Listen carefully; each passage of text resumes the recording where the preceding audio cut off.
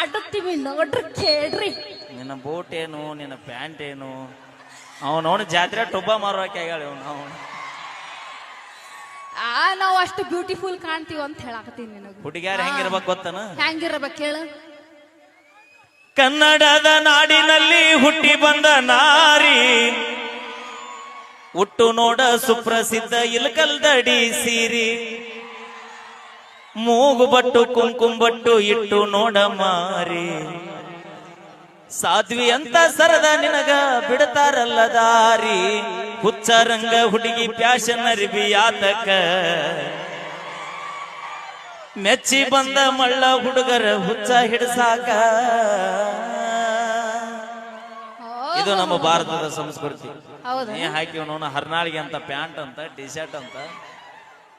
ಅಪ್ಪಿ ಹಾಡ ಬಾಳ ಐತಿ ನೋಡಿ ಈಗ.